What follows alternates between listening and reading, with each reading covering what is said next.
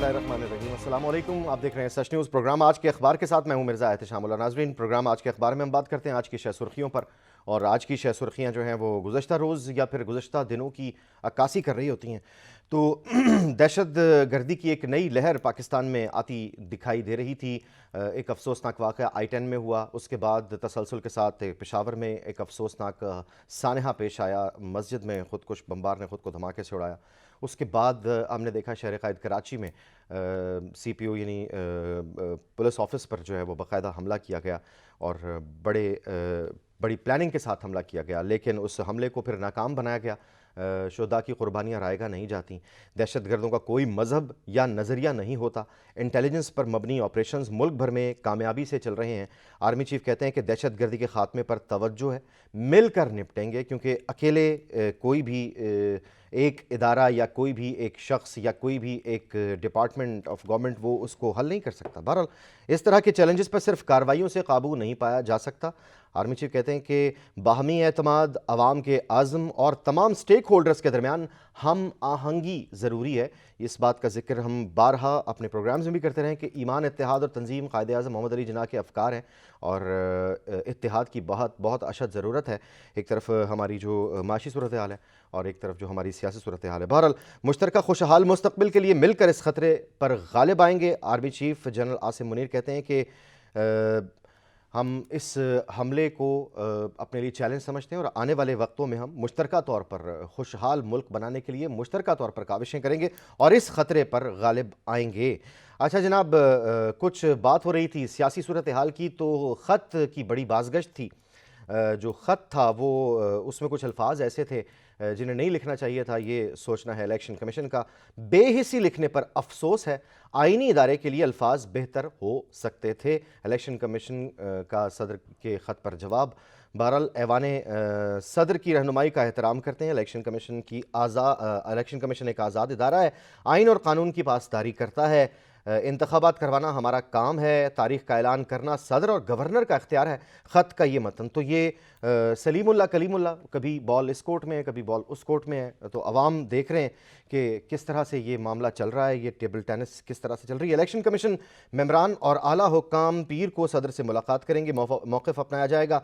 Election commission असम्बलियों की क़ब्ल अज़ वक्त तहलील पर सदर से मशावरत का पाबंद नहीं है, ये ज़राए का कहना है। सदर ने भी यही कहा था कि जाएँ इसको पार्लियामेंट में लेकर जाएँ। बहरहाल तो ये कुछ सूरत हाल है, लेकिन खतूत के साथ साथ अगर बात की जाए सियासी जो हमारे रहनुमा हैं, उनमें ख्वाजा आसिफ साहब का जिक्र किया जाए, सीनियर सियासतदान है, पाकिस्तान मुस्लिम लीग नून साहब का ताल्लुक़ है। उन्होंने कहा है कि पाकिस्तान दिवालिया हो चुका, एस्टैब्लिशमेंट, ब्यूरोक्रेसी और सियासतदान सभी ज़िम्मेदार हैं।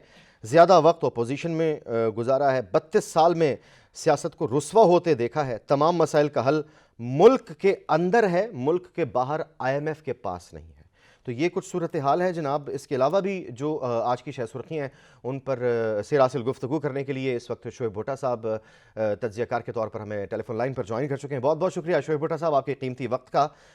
सबसे पहले तो ये बात हम बारहा अपने प्रोग्राम्स में भी दोहराते रहे हैं, आपसे भी इस बात पर जो है वो गुफ्तगू होती रही है कि इत्तेहाद बहुत ज़रूरी है, और बाहमी इत्तेहाद के ये जो चैलेंजेस हैं इनसे निमटना हमारे लिए मुश्किल नहीं नामुमकिन दिखाई देता है। तो अब कराची का जो अफसोसनाक वाक़या पेश आया, उसके बाद आर्मी चीफ ने बयान दिया है कि दहशतगर्दी के ख़ात्मे पर तवज्जो है और मिलकर निपटेंगे, और बाहमी एतमाद पर, बाहमी इत्तेहाद पर भी उन्होंने ज़ोर दिया है। भुट्टा साहब, क्या सूरत हाल देखते हैं, ये जो दहशतगर्दी की नई लहर पाकिस्तान में दाखिल हुई है? देखें, ये लहर नहीं है, ये पुरानी लहर है। सिर्फ वक्त बदलता है और लोग बदलते हैं, हालात बदलते हैं, लेकिन उसका नतीजा एक ही है कि बंदे मर रहे हैं, इंसान मर रहे हैं, मुसलमान मर रहे हैं। और अगर इसको इस तरह देखें तो ये नई लहर नहीं है, ये पुरानी लहर ही है, लेकिन वक्फा था, वक्फे के बाद फिर ये चीजें शुरू हो गई हैं। और जहाँ तक है हमारे इत्तेहाद की बातें करने की, यकजहती की बातें करने की, ये बातें सुनते भी कान पक गए हैं। और ये यकजहती कब होगी, ये इत्तेहाद कब होगा, ये कोई बता नहीं सकता, और ना इसके लिए कोई मुखलिसाना कोशिशें कर रहा है। ये सब बातें जो है ना, ये सिर्फ लोगों को मुतमिन करने के लिए, लोगों के जहन को मुतमिन करने के लिए, और इसके अलावा इसकी कोई हैसियत नहीं है। क्योंकि ये बातें हर आर्मी चीफ ने की हैं, हर वजीर आजम ने की हैं, हर वजीर दाखिला ने की हैं, हर वजीर आला ने की हैं, हर वजीर ने की हैं, और हर सियासतदान, और वो चाहे अपोजिशन से है चाहे हुकूमत में है, वो यही बातें करता है, इत्तेहाद, यकजहती, वन पेज, लेकिन ये सब कुछ होता नहीं है।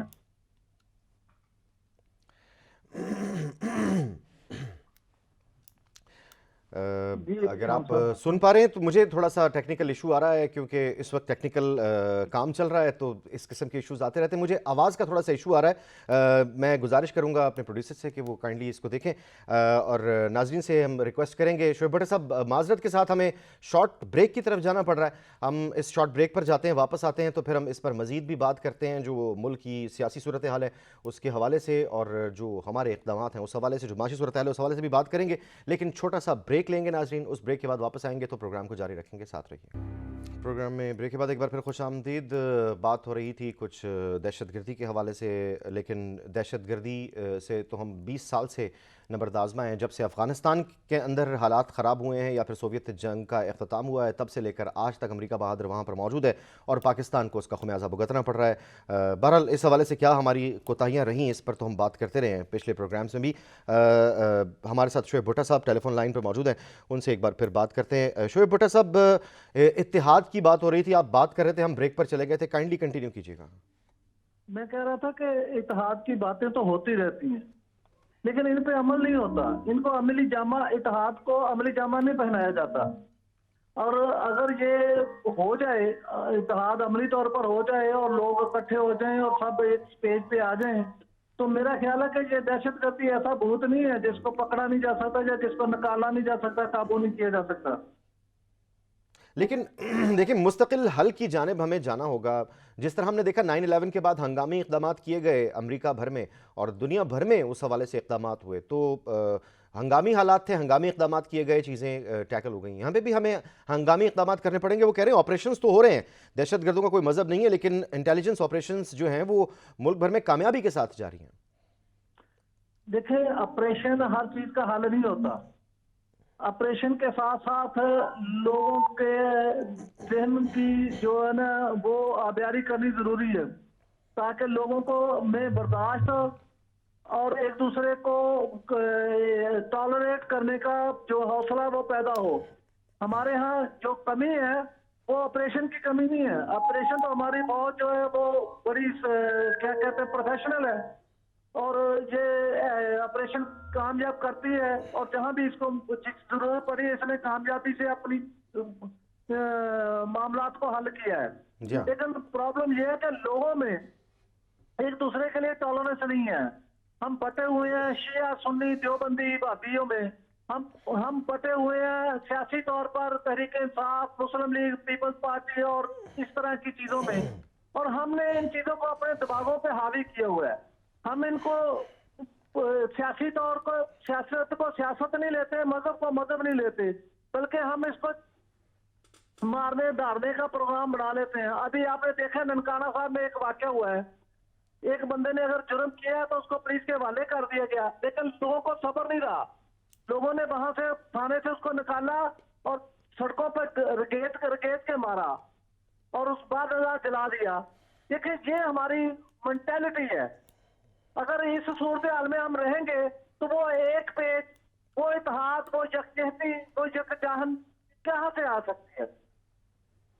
ठीक, इत्तेहाद की बहुत ज़रूरत है और एक दूसरे का एहतराम करने की ज़रूरत है। आपने बिल्कुल बजा फरमाया। जो तफरीक रब ने पैदा की है, हर इंसान की आइडेंटिटी, जो उसका थंब इम्प्रेशन है, वो बिल्कुल डिफरेंट है, तो उसको भी देखा जाए तो वाकई हमें एक दूसरे की जो अहमियत है उसको समझने की ज़रूरत है। अपोजिशन की अपनी अहमियत है, हुकूमत की अपनी अहमियत है, बाकी दीगर इदारों की अपनी अपनी अहमियत है, और वो अपने अपने काम अपनी अपनी इस्तेदाद के मुताबिक कर रहे हैं। शहबाज शरीफ कहते हैं कि दहशतगर्दी के खिलाफ सूबाई हुकूमतों की इस्तेदाद बढ़ाने में मदद करेंगे। ग्राउंड रियलिटीज़ को देखा जाए तो जो इक्विपमेंट है, टेक्निकल इक्विपमेंट है, जो कि वॉरफेयर में इस्तेमाल होता है या फिर इस किस्म के हालात में इस्तेमाल होता है, उसकी कमी का सामना रहा है भुट्टा साहब हमें। तो ऑलरेडी मईशत जो है वो हिचकोले खा रही है। इन हालात में किस तरह से ये मामला देखे जाएंगे?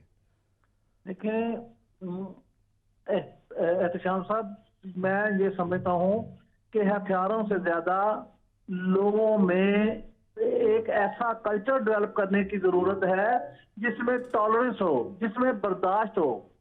ہماری جو برداشت نہیں ہے اس سے معاملات بگڑتے ہیں. اور اگر ہمارے پاس جدید اسلحہ بھی ہو اور لوگوں کو ایک دوسرے کا احترام محبت نہ ہو تو یہ بات دشمنی پہ ٹھہرے گی، لاشوں پہ ٹھہرے گی. یہ معاشرے پہ نہیں ٹھہرتی. معاشرے وہی قائم رہتے ہیں، ملک و قوم وہی ترقی کرتے ہیں، امن و امان وہی ہوتا ہے جہاں لوگوں میں ٹالرنس ہوتی ہے. ایک دوسرے کا نقطہ نظر کو سننا اور اپنا نقطہ نظر بیان کرنا، یہ خوبصورتی ہوتی ہے جس سے معاشرے بنتے ہیں اور قومیں بنتی ہیں. ہتھیاروں سے کبھی قومیں نہیں بنی. ہتھیار تو دشمنوں کے لیے ہوتے ہیں، اپنوں لیے تھوڑے ہوتے ہیں. ہم تو دیکھیں جو مسجد میں دھماکہ ہوا پشاور میں، وہ مسلمان نے دھماکہ کیا اور مسلمان نمازی اس میں شہید ہوئے. کوئی ہندو کوئی دوسرا دشمن تو نہیں تھا.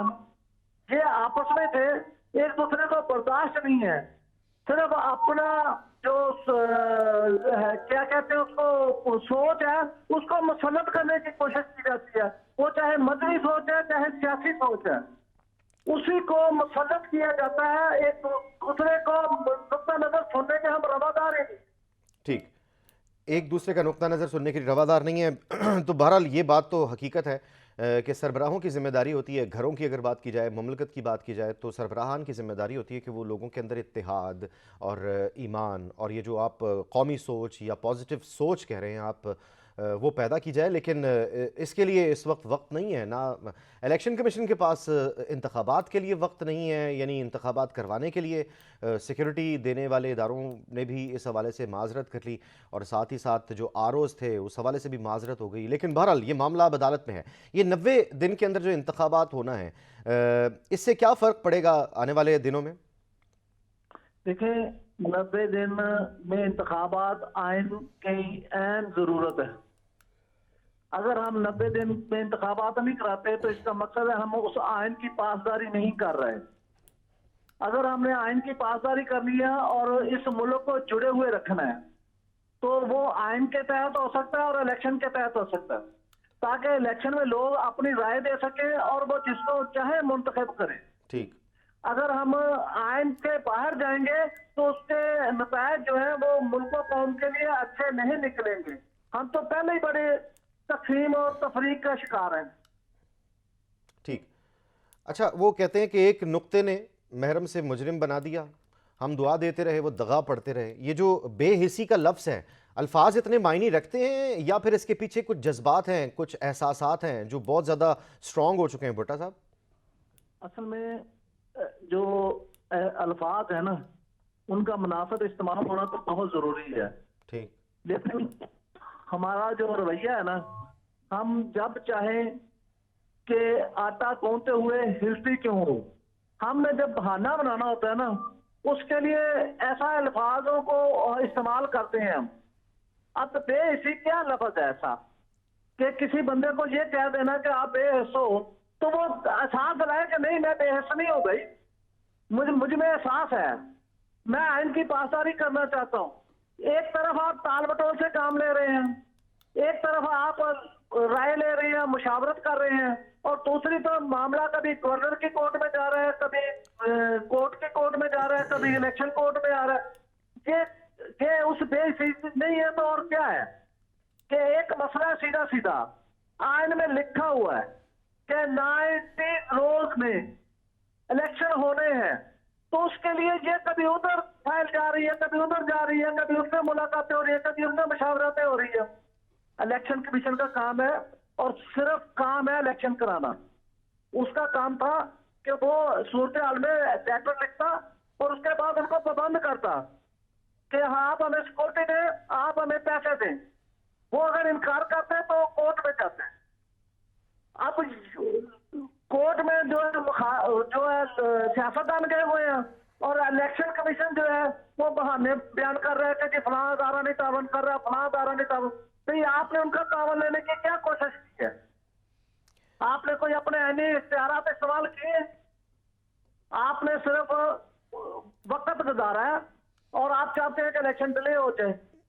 ٹھیک ہے، یہ بھی ایک مسلمہ اور اصولی بات ہے کہ آج صوبائی اسمبلیوں کے الیکشن ہو اور تھوڑے عرصے بعد پھر قومی اسمبلی اور 2 صوبوں میں الیکشن ہو، جی اس سے ملکوں کے اوپر بوجھ پڑے گا، جی جی لیکن یہ اس بوجھ سے زیادہ نہیں ہے جو الیکشن نہ ہونے کی صورت میں پڑے گا۔ اچھا، الیکشن نہ ہونے کی صورت میں کیا ہوتا ہوا دیکھ رہے ہیں آپ؟ ملکی معیشت کا اگر ہم احوال تھوڑا بیان کریں تو جون تک ہمیں کچھ ٹارگٹس ہیں وہ پورے کرنے ہیں، ہم نے ملکی زر مبادلہ کے ذخائر جو ہیں انہیں آئی ایم ایف کے کہنے پر ایک خاص یا پھر اپنی مجبوری کے تحت ہم نے ایک خاص لیول پر لے کر آنا ہے، $16.25 ارب کے غالباً زر مبادلہ کے ذخائر ہم نے بنانے ہیں۔ تو جو سیاسی رسہ کشی جاری ہے، جو آئین کے ساتھ اس وقت مذاق ہو رہا ہے، مطلب انتظار ہو رہا ہے، آئین شکنی ہو رہی ہے، تو اس صورتحال میں آپ یہ جو 2-4 مہینے ہیں ان کو کیسے گزرتا ہوا دیکھ رہے ہیں؟ الیکشن ہوتا ہوا دیکھ رہے ہیں؟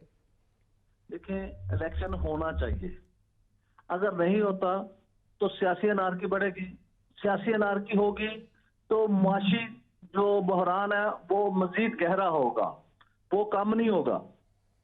تو اگر اسی ڈگر پہ چلیں گے تو ہمارے مسائل بڑھیں گے۔ باقی جہاں تک تعلق ہے آئی ایم ایف کا، آئی ایم ایف نے شرائطیں عائد کرنی ہیں، ہمارا کام ہے ان کو پورا کرنا، اور اگر ہم کہیں کوتاہی کرتے ہیں تو آئی ایم ایف پوچھ سکتا ہے جس میں پیسے دینے، اگر ہم پہلے ہی صحیح ہو، ہم اگر معاملات کو ٹھیک چلائیں، ہم اگر کرپشن نہ کریں، ہم اگر لوٹ مار نہ کریں تو ہمیں آئی ایم ایف کے پاس جانا ہی نہ پڑے۔ مجھے یہ بتائیں، میں آپ سے سوال کرتا ہوں جی جی کہ کیا کوئی ایسی شخصیت ہے حکومتی یا اپوزیشن کی جس نے کہا ہو کہ یہ بحران ہے، ہم نے قرضے دینے ہیں، ہم اپنی پاکٹ سے یہ حصہ ڈال رہے ہیں؟ ابھی تک کسی نے، وزیر اعظم سے لے کے کسی M N A M P تک کسی نے نہیں۔ ایک جو کروڑوں پتی ہیں، جو اربوں پتی ہیں، انہوں نے کہا ہو کہ ہم کچھ قومی خزانے میں دیتے ہیں تاکہ قرض جو ہے وہ اتر سکے۔ لوگوں پہ بوجھ ڈالا جا رہا ہے، ٹیکس لگائے جا رہے ہیں، لوگوں کی زندگی جیرن کی جا رہی ہے، پٹرول بڑھا دیا گیا، مہنگائی ہو رہی ہے، لوگ کھانے پینے کی اشیاء سے ہی تنگ پڑ چکے ہیں، وہی خریدنے قوتیں خرید نہیں ہے ان میں کہ وہ اپنا روزمرہ کی زندگی کو دھکا دے سکیں، گھروں کے چولہے بجھ رہے ہیں۔ تو اس صورتحال میں کہ کیسے پاسبل ہے کہ یہ معاملات ٹھیک ہوں؟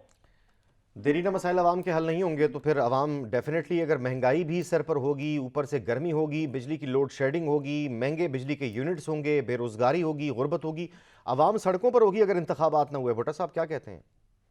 عوام سڑکوں پر ہو یا نہ ہو، لیکن عوام اس وقت اس دفعہ جو پولنگ ہوگی نا، پولنگ میں اپنا غصہ نکالے گی، اور میں یہ سمجھتا ہوں کہ اس سے پہلے اگر اسٹیبلشمنٹ الیکشن یا انتخابات کو مینج کرتی تھی، اس دفعہ وہ مینج نہیں کر سکے گی، اس کو ناکامی کا منہ دیکھنا پڑے گا۔ اگر یہی صورت رہی اور لوگوں کو آسودگی نہ ملی، لوگوں کو ریلیف نہ ملا، تو لوگ اپنے غصے کا اظہار ووٹنگ کے ذریعے پولنگ کے دن نکالیں گے۔ پولنگ کے دن نکالیں گے، لیکن اس سے قبل پاکستان تحریک انصاف کے چیئرمین عمران خان صاحب نے جیل بھرو تحریک کا اعلان کر دیا ہے، اور باقاعدہ بدھ سے اس کا آغاز لاہور سے ہونے جا رہا ہے، مختلف شہروں کا شیڈیول بھی جاری ہو گیا، میٹنگز بھی ہو رہی ہیں، یعنی اس پر امپلیمنٹ کرنے جا رہے ہیں وہ۔ تو عوام کیا ساتھ دیتی دکھائی دے رہی ہے آپ کو اس ساری صورتحال میں پی ٹی آئی کا؟ دیکھیں، ہم نے اس سے پہلے بھی جیل بھرو تحریکیں دیکھی ہیں، اور اب تک جو سب سے زیادہ جیل بھرو تحریک رہی ہے وہ تھی نظام مصطفیٰ کی تحریک، جس میں مذہب کے نام پر لوگوں کو ایکسپلائٹ کیا گیا اور ان کی گرفتاریاں دلوائی گئیں۔ اس وقت لوگ قرآن گلے میں ڈال کر گرفتاری دیتے تھے۔ اس کے بعد مارشاء اللہ اس کا نتیجہ نکلا، جب مارشاء اللہ آ گیا تو مارشاء اللہ کے خلاف ترقی پسند لوگوں نے تحریک چلائی، انہوں نے جیلیں بھی بھریں، گرفتاریاں بھی دی، کوڑے بھی کھائے، قید و صحبت بھی برداشت کی، قلعہ بھی دیکھے، لیکن اس کے باوجود عوام کے مسائل حل نہیں ہوئے۔ عوام کے مسائل حل تب ہی ہوں گے جب سیاسی پروسیس جو ہے وہ سموتھ ہوگا۔ اگر سیاسی پروسیس میں گڑبڑ رہتی ہے، انتخابات ہو جاتے ہیں جس بھی تحریک کے نتیجے میں ہو چاہے آئین کے نتیجے میں، اگر وہ مشکوک ہیں، اگر ان پر شکوک و شبہات ہیں تو پھر داندلی کا شور مچتا رہے گا اور کوئی ایک پارٹی دوسری پارٹی کو حکومت کرنے نہیں دے گی اور اسی الزامات کے تحت سیاسی انارکی پھیلتی رہے گی. سیاسی نارکی پھیلتی رہے گی، ایک دوسرے پر الزامات لگتے رہیں گے، اور ہم 75 سال سے غالباً یہی دیکھ رہے ہیں. اگر کچھ زیادہ 75 سال لگتے ہیں تو 40 سال تقریباً لگا لیں. 4 ڈیکیڈ سے یہی تماشا دیکھ رہے ہیں کہ ایک دوسرے کے اوپر ذمہ داری عائد کی جاتی ہے، ایک دوسرے پر الزام لگایا جاتا ہے، پچھلی حکومت پر الزام لگایا جاتا ہے، اور عوام کے مسائل وہیں کے وہیں ہیں جوں کہ توں ہیں. اچھا، ماضی میں ایسا بہت کم دیکھا گیا ہے کہ جو مہنگائی ہو جاتی ہے، یعنی کہ جو ریٹس بڑھ جاتے ہیں، جو انفلیشن ہو جاتی ہے، اسے پھر واپس کیا جائے، ریورس کیا جائے. بھٹا صاحب، جو حالات اس وقت پاکستان کے عوام دیکھ رہے ہیں، اس وقت مہنگائی کا جو عالم ہے، جو اشیاء ضروریہ ہیں ان پر جو ٹیکسز لگائے گئے ہیں منی بجٹ کے بعد، جو عوام کا حال ہے، آپ نے بالکل بجا فرمایا کہ پولنگ کے ذریعے وہ تو اپنا نکالیں گے، اپنا غصہ نکالیں گے اور ایک فیصلہ دیں گے، لیکن کب 9 من تیل آئے گا اور کب رادھا ناچے گی کوئی معلوم نہیں. لیکن یہ جو مہنگائی کا گراف اوپر جا رہا ہے، اس گراف کو مزید بڑھتا ہوا دیکھ رہے ہیں، کیونکہ رپورٹس تو وہ فچ کی ہو یا موڈیز کی ہو، پاکستان کے حق میں تو نہیں آ رہی. دیکھیں، مہنگائی جو ہے نا وہ ہمیشہ اوپر کی گئی ہے. مہنگائی کو کنٹرول کرنے کا واحد حل یا ذریعہ یہ ہوتا ہے کہ آپ اپنے ملک کے لوگوں کے معیار زندگی کو بلند کرتے ہیں. جیسے مہنگائی ہوتی ہے ویسے ان کی تنخواہیں بڑھتی ہیں، ان کے جو مالی معاملات ہیں ان میں آسودگی پیدا کرتی ہے حکومت، اور وہ اپنی پالیسیوں سے کرتی ہے. ہمارے ہاں پرابلم یہ ہے کہ غریبوں سے تو ٹیکس لیے جاتے ہیں، لیکن امیر ٹیکس دے کے ایک ہاتھ سے دیتے ہیں، دوسرے ہاتھ سے واپس لے لیتے ہیں. یہ ٹیکس بھی ایک گورکھ دھندا ہے، اور اس گورکھ دھندے میں بینیفیشری وہی لوگ ہیں جو اپنے آپ کو کاروباری اور سرمایہ دار کہتے ہیں. وہ پورا ٹیکس دیتے نہیں ہیں اور فنڈ زیادہ کرا لیتے ہیں. اگر یہی سوچا رہی تو ایک دن یہ لاوا پھٹے گا. وہ زیادہ دن اب دور نہیں رہے کہ جب عوام کا پیمانہ صبر لبریز ہوگا، لیکن میں یہ نہیں دیکھ رہا کہ یہ کوئی فوری طور پر ایسا ہونے جا رہا ہے. رائٹ، عوام کے صبر کا پیمانہ کب لبریز ہوگا؟ ذرا عرض ہے ایک، میں آپ کو خبر دیتا چلوں. ظاہر ہے یہ مہنگائی کے حوالے سے ہم بات کر رہے ہیں، تھوڑی یوٹیلٹی سٹورز پر بھی بچوں کا دودھ، نوڈلز، کارن آئل، واشنگ صابن اور واشنگ پاؤڈر، صابن، ٹیشوز، شیمپو، ایون کہ ڈائپرز جو ہیں وہ بھی مہنگے ہوئے ہیں. سگریٹ پہ بھی ایک بڑا ٹیکس لگایا گیا ہے. منی بجٹ منظور ہونے کا امکان ہے. لیٹر آف انٹینٹ بھی تیار ہے، ضابطہ کارروائی مکمل ہوتے ہی بھیجا جائے گا. یعنی کہ جو صورتحال ہے جناب وہ عام عوام کے دسترس سے باہر جاتی دکھائی دے رہی ہے. آٹا، گھی، چینی، یہ تو بنیادی اشیاء ہیں. روٹی، کپڑا اور مکان کا نعرہ پاکستان پیپلز پارٹی نے لگایا. آپ کہہ رہے ہیں جو بنیادی مسائل ہیں، جو ان کا معیار زندگی عوام کا، وہ بلند کرنا ہوگا. اسے پہلے کسی ایک لیول پر تو لے آئے ہیں سر. وہ بلند تو بعد میں ہوگا، پہلے تو اسے کسی لیول پہ خط غربت کی لکیر سے تو عوام کو اوپر لائیں. اس کے لیے اقدامات کرنے ہوں گے. اور پھر وہی بات کہ اگر یہ اس طرح سے آپس میں دست و گریباں رہیں گے، یہ سیاسی بیان بازیاں چلتی رہیں گی اور ناراضگیاں نا کے مسائل چلتے رہیں گے، تو جس طرح آرمی چیف نے کہا ہے کہ مل کر ہم ان تمام چیلنجز پر قابو پائیں گے، تو اتحاد ہوگا تو قابو پائیں گے. اگر نہیں ہوگا تو پھر جو حال ہم پچھلے 10 20 یا 30 سالوں سے دیکھتے آ رہے ہیں وہی حال چلتا رہے گا. بلی کے گلے میں گھنٹی باندھے کا کانسیپٹ ہے.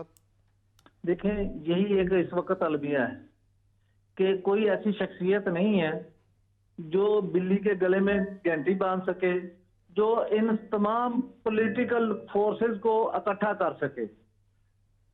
ہمارے جو اسٹیبلشمنٹ ہے وہ بھی اس وقت پارٹی بنی ہوئی ہے، وہ کسی کے حق میں ہے یا کسی کے خلاف ہے. جو اس کا نیوٹرل ہونے کا جو پیغام دیا گیا وہ بظاہر نظر نہیں آتا.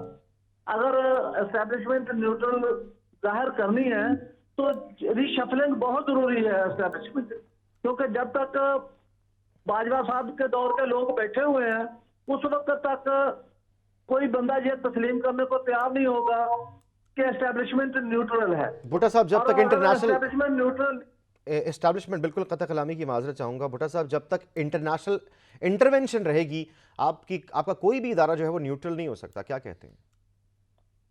یہ بات بھی اپنی حد تک درست ہے، لیکن انٹرنیشنل جو مداخلت ہے وہ تب ہی ہوتی ہے جب ہم اس کو ایکسیپٹ کرتے ہیں یا ہم کمزور ہوتے ہیں. ہم کمزور ہوتے ہیں، یہ اگر زیادہ بیٹر پوائنٹ ہے، بالکل. جی، تو جب ہم کمزور ہوتے ہیں تو وہ تب جو انٹرنیشنل اسٹیبلشمنٹ ہے وہ اپنا رول ادا کرتی ہے اور وہ ہمیں ڈیمانڈ دیتی ہے. اور آپ کو ہم ایک اپنی پلان کے ضرورتوں تحت، کو بھٹا صاحب پھر قطع کلامی کی معذرت، آپ بالکل اس سے ایگری کریں گے، اور آپ کو ایک پلان کے تحت کمزور کیا جاتا ہے، آپ کو معاشی طور پر کمزور کیا جاتا ہے تاکہ آپ سے باتیں منوائی جا سکیں. اس سسٹم کے خلاف ایک کام شروع ہوا تھا، رشیا، چائنا اور دیگر ممالک، پاکستان بھی اس میں شامل تھا، کرنسی چینج کے حوالے سے. اس پر کیا پیش رفت ہوئی ہے، اور کیا لگتا ہے آپ کو کہ آنے والے وقتوں میں چین یا رشیا امریکہ کی اجارہ داری ختم کرنے میں کامیاب ہو پائیں گے؟ دیکھیں، ہم جب تک دوسروں کے کندھوں کا آسرا تلاش کرتے رہیں گے اور دوسروں کو بلیم دیتے رہیں گے، اپنے گریبان میں نہیں جھانکیں گے، ہم اپنی کمزوریاں اور کوتاہیاں نہیں دور کریں گے، ہم اپنے آپ کو خود سٹینڈ نہیں کریں گے، تو دنیا سے ہمیں کیا گلا؟ ہمیں کسی سے کیا امید ہے کہ وہ ہمیں طاقتور کرے؟ ہم نے اپنے پاؤں پہ جی خود کھڑے ہونا ہے. بالکل. ہمیں ان طاقتوں کا تو کام ہے کہ دوسرے ملکوں کو اپنے زیر پا کریں، بالکل لیکن ہمارا کام ہے کہ ہم اپنے پاؤں پہ رہیں. بالکل بالکل بالکل بجا فرما رہے ہیں آپ بھٹا صاحب، آپ نے بالکل بجا فرمایا اور ایک اچھا مشورہ دیا ہے کہ ہم ان حالات میں جب وہ دو ہاتھیوں کی لڑائی ہو رہی ہو تو چونٹیوں کا نقصان ہی ہوتا ہے، لیکن چونٹیوں کو بھی بچنا چاہیے اپنے آپ کو بچانے کے لیے. ہاتھی اتنے بڑے ہیں، کیا کریں شعیب بھٹا صاحب، وہ جہاں پیر رکھتے ہیں تباہی مچ جاتی ہے. افغانستان میں 20 سال رہنے کے بعد انہوں نے جو تباہی مچائی، نہ صرف افغانستان میں بلکہ پاکستان میں بھی، تو خطے میں پاکستان کے لیے کافی مشکلات پیدا ہو گئیں. بہرحال یہ تو انٹرنیشنل پولیٹکس ہے، اس پر جن کا کام ہے اللہ کرے کہ وہ بہتر انداز میں کام کرتے رہیں. اور یہ جو شفلنگ ہوتی رہتی ہے ہماری گورنمنٹس کی، اس کی وجہ سے بھی کافی اثر پڑتا ہے، جس طرح سے رجیم چینج کا دعویٰ کیا جاتا رہا ہے پاکستان تحریک انصاف کی جانب سے. بہرحال یہ تو ایک پولیٹیکل سینیریو ہے جناب، یہ بدلتا رہتا ہے، لیکن اس تمام پولیٹیکل سینیریو سے عوام کو زیادہ کوئی غرض نہیں ہوتی، کیونکہ ٹیلی ویژن چینل پہ بیٹھ کر، مطلب ٹیلی ویژن چینل آن کر کے ایک عام شہری جب ٹیلی ویژن دیکھ رہا ہوتا ہے یا خبریں سن رہا ہوتا ہے تو پارلیمنٹ میں کیا ہلچل چل رہی ہے، کون کس سیٹ پر جیت رہا ہے، یا پھر انٹرنیشنل معاملات کیا چل رہے ہیں، عام آدمی کو اس سے کوئی خاص سروکار نہیں ہے. اس کے لیے جو مسئلہ ہے وہ مہنگائی کا ہے، اس کے لیے جو مسئلہ ہے وہ روٹی کپڑا اور مکان کا ہے، جس کا نعرہ بھی لگایا گیا. اور اگر مہنگائی کی بات کریں تو اس وقت جب 273 تقریباً 273 روپے پیٹرول اس وقت ہو چکا ہے، تو اس پیٹرول کے مہنگا ہونے سے جو مہنگائی اس وقت پاکستان میں دیکھی جا رہی ہے، لوگ کافی پریشان ہیں. آپ بہتر جانتے ہیں گراؤنڈ ریالٹیز کیا ہیں، ایک لے مین اس وقت کیا سوچ رہا ہے. اس مہنگائی کا کیا کیا جائے سر؟ یہ تو عوام کے لیے درد سر بن گئی ہے. دیکھیں، عوام آج خود تو کچھ نہیں کر سکتی، ماں سوائے اس کے کہ وہ سڑکوں پر نکلے، خون بہائے اور انقلاب لائے. اس کے لیے عوام ابھی تیار نہیں ہے. عوام نہ اپنی مہنگائی روک سکتی ہے، نہ جو اشرافیہ کھیل کھیلتی ہے پارلیمنٹ میں یا اقتدار کے ایوانوں میں اس کو روک سکتی ہے. عوام تو صرف ایک تماشا دیکھ سکتی ہے اور وہ دیکھتی ہے چلی آ رہی ہے.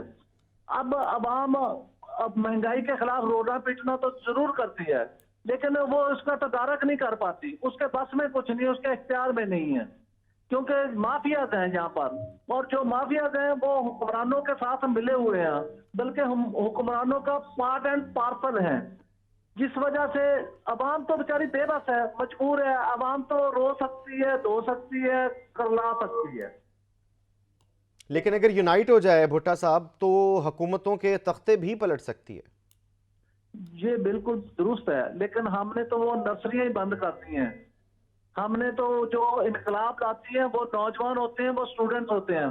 ہم نے تو تعلیمی اداروں میں سیاسی سرگرمیاں ہی معطل کر رکھی ہیں، بند کر رکھی ہیں، اور ہماری سیاسی قوتیں جان بوجھ کے ان کو بحال نہیں کرنا چاہتی. پیپلز پارٹی کے دور میں یوسف رضا گیلانی نے اعلان کیا تھا کہ ہم سرگرمیاں بحال کریں گے، لیکن وہ اعلان زبانی کلامی تھا، اس پر کوئی عمل نہیں ہوا، اس پر کوئی پیش رفت نہیں ہوئی. آج پھر یہ نعرہ لگے گا کہ سیاسی سرگرمیاں تعلیمی اداروں میں بحال کی جائیں، لیکن یہ کوئی کرنا نہیں چاہتا. ان چیزوں سے کوئی مخلص نہیں ہے، عوام سے، لوگوں سے کوئی مخلص نہیں ہے. سب اپنے اپنے مفادات کے قائل ہیں. سب اپنے اپنے مفادات کے قائل ہیں، اور جب تک مفاد پرستی ختم نہیں ہوگی، قومی سوچ نہیں آئے گی، قوم کا کیا بنے گا، بلکہ قوم بنے گی کب؟ شعیب بھٹا صاحب، اگر ہم بات کریں دنیا بھر کی، تو دنیا بھر میں بھی ایسے معاملات ہم نے دیکھا ہے. گزشتہ روز بھی ہم ذکر کر رہے تھے ڈیفالٹ کے قریب جو ممالک ہیں جن کا جی ڈی پی بڑی تیزی کے ساتھ گر رہا ہے، تو وہ ان میں بیلاروس نمبر 1 ہے، پاکستان دوسرے نمبر پر ہے، اور بھی دیگر ممالک ہیں جو کہ دیوالیہ کے قریب ترین ہیں. لیکن جو خواجہ آصف صاحب نے کہہ دیا کہ ہم دیوالیہ ہو چکے ہیں، سب ذمہ دار ہیں، تو اب تو اس سے نکلنے کی کوشش کوئی ہونی چاہیے. کوئی پلان ہے موجودہ حکومت کے پاس، اسٹیبلشمنٹ کے پاس، یا پھر اپوزیشن کے پاس؟ دیکھیں پلان تو ہو سکتا ہے ٹھیک، لیکن یہ مخلص نہیں ہے. نہ حکومت مخلص ہے نہ اپوزیشن مخلص ہے. اگر کوئی ایک بندہ مخلص ہو بھی تو وہ ایسے ہی ہے جیسے طائف کنڈوں میں پھنسی ہوئی ہے. اس کے ارد گرد کرپٹ لوگ ہیں، اس کے ایسے لوگ ہیں جو ملکی مفاد کو ترجیح نہیں دیتے، اعلان ضرور کرتے ہیں، نعرے ضرور لگاتے ہیں. آپ نے ان ممالک کا ذکر کیا جہاں پر ڈیفالٹ ہونے کے قریب ہیں یا وہ پسے ہوئے ہیں. جی جی آپ ان ملکوں کی یہ ہسٹری بھی دیکھیں کہ وہاں کرپشن کتنی ہے. بالکل. وہاں کے لوگ جو ہیں وہ اس طریقے سے اپنے ہی ملک کو بے دردی سے چند لوگ، میں ساری عوام کی بات نہیں کر رہا، جی ہاں، وہ چند لوگ کس طریقے سے لوٹ رہے ہیں، اور وہ ایسے ایسے طریقے ایجاد کرتے ہیں کہ آج کے دور میں اگر سامری جادوگر بھی ہو تو وہ بھی حیران پریشان ہو جائے کہ یار یہ کون سا جادو ہے جو ہمیں بھی نہیں سمجھ، اور یہ اس کے پاس ہے، وہ ملک کو لوٹنے کے لیے وہ استعمال کرتے ہیں. ٹھیک. اچھا بھٹو صاحب، ایک سوچ آتی ہے ذہن میں کہ جنہوں نے یہ I M F, world bank, جنہوں نے آپ کو لونز دیے ہوتے ہیں، اگر آپ ان کے لونز صحیح طریقے سے ادا کرتے رہیں تو ڈیفینیٹلی ایک وقت پر جا کر آپ ان کا قرض اتار سکتے ہیں. لیکن یہ جو سود کا کاروبار ہے اس میں کہتے ہیں جو سود دینے والا ہے وہ یہ ضرور ذہن میں رکھتا ہے کہ وہ اس کا سم اماؤنٹ اس کو نہیں چاہیے، لیکن جو کنٹینیوسلی اس کو اس کا انٹرسٹ آ رہا ہے وہ آتا رہے. تو انٹرسٹ تو ہم دے رہے تھے، اگر پچھلے دور کی بات کریں تو 3.5 سال میں پاکستان تحریک انصاف نے کافی اشاریہ بہتر کر دیے تھے. اور دنیا بھر میں جب کرونا کا ایک پریشر ڈالا جا رہا تھا دنیا کے سارے ممالک میں اور ان کی معیشتیں گر رہی تھیں، تو اس وقت ہم نے دیکھا کہ پاکستان نے یعنی کہ پی ٹی آئی کی گورنمنٹ نے ایک بریک لگایا، ایک بن لگایا جو عوام تک منتقل نہیں ہوا، سبسڈیز دیتے رہے. جیسے ہی یہ حکومت تبدیل ہوئی، جسے پی ٹی آئی کی طرف سے رجیم چینج کہا جاتا ہے، اس کے بعد ہم نے دیکھا کہ وہ جو سارا پریشر ہے آئی ایم ایف کا اور دیگر، وہ سارا کا سارا پریشر جو روک رکھا تھا غالباً وہ عوام کو منتقل کر دیا گیا. تو یہ جس طرح آپ بتا رہے ہیں کہ کرپشن تو ڈیفینیٹلی لوگ وہاں کے کرتے ہیں، لیکن وہی والی بات کہ باہر سے کوئی انوالومنٹ ہوتی ہے اور اندر سے کوئی نہ کوئی ساتھ شامل ہوتا ہے، تب وہ لوپ ہولز کریٹ ہوتے ہیں. دیکھیں اگر احتشام صاحب ہمارے حکمران، ہماری بیوروکریسی اپنے ملک سے مخلص ہو تو یہ حالات پیدا ہی نہیں ہوتے. ہمارے یہاں پرابلم یہ ہے کہ جو عام آدمی جو چیز بازار سے 100 روپے کی خریدتا ہے وہ سرکاری محکمے کے کاغذوں میں، سرکاری فائلوں میں وہ 100 روپے والی چیز 1 لاکھ روپے کی پڑ جاتی ہے. اس میں اتنے شیئر ہولڈر ہوتے ہیں، کلرک شیئر ہولڈر ہوتا ہے، جو ٹھیکیدار ہوتا ہے وہ شیئر ہولڈر ہوتا ہے، اور جتنے افسر ہوتے ہیں جو اس سے متعلقہ ہوتے ہیں اس شعبے سے، وہ سب کے سب بینیفیشری ہوتے ہیں، سب اپنا اپنا حصہ رکھتے ہیں. اور جب وہ حصہ رکھتے ہیں تو وہ چیز جو 100 روپے کی ہے وہ 10,000 کی ہو جاتی ہے، اور جب وہ نکارا ہو جاتی ہے پھر اس کو نئے طریقے سے خریدا جاتا ہے. اور یہاں اس ملک میں تو یہ بھی ہوتا ہے کہ چیز پوری پہنچتی نہیں ہے، ایک تو مہنگی ملتی ہے اوپر سے پوری نہیں پہنچتی. تو وہ یہ خامیاں یا یہ جو گڑھے کھوتے جاتے ہیں یہ کیسے پورے ہو سکتے ہیں؟